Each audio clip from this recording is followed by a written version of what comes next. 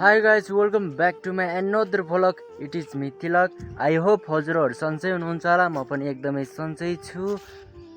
र आजको मौसम देख्न सक्नुहुन्छ। एकदमै बादल लागेर पुरै ढकमक्क बनाएको छ हैन यहाँको गाउँ।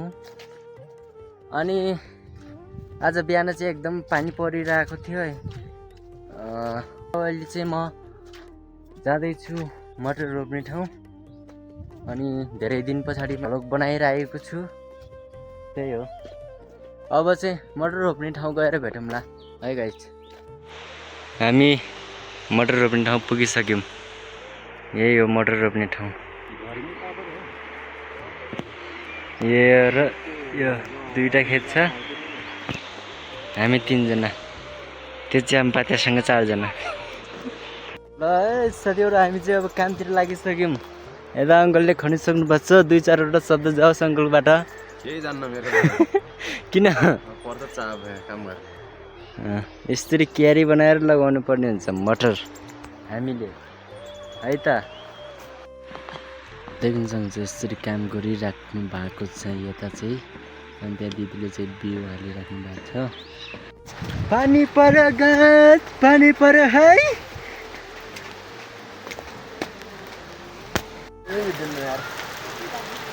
पानी दिनेवाला छैन आज। काम पनि नहोला जस्तो। पानी पनि रोकियो अहिले चाहिँ। त्यही भएर चाहिँ अब हामी जाँदैछौँ फेरि पनि खेतमा।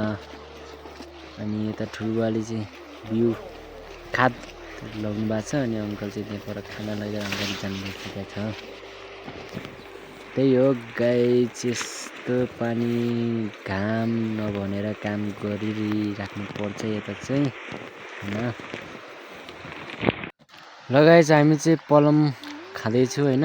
अहिलेसम्म पनि यहाँ पलम चाहिँ अझै पाएको छैन राम्रोसँग। ल गाइस हामी चाहिँ खोलाको नजिक आएर चाहिँ खाना खाँदैछौँ। खाना निकाल्दै हुनुहुन्छ अङ्कलले चाहिँ यता है। हो मै पनि निकाल्नु भयो। खानामा चाहिँ रोटी छ अनि मै छ अनि आलुको सब्जी छ। त्यही हो। स्वर्ग हेर्ने हो गाइस, स्वर्ग हेर्ने हो। ढ्यान टड्यान के दामी फुल हो यस्तो। यो कलर फरक आम हेर त गाइस। दामी दामी फुल छ यहाँ टक्क लाएर।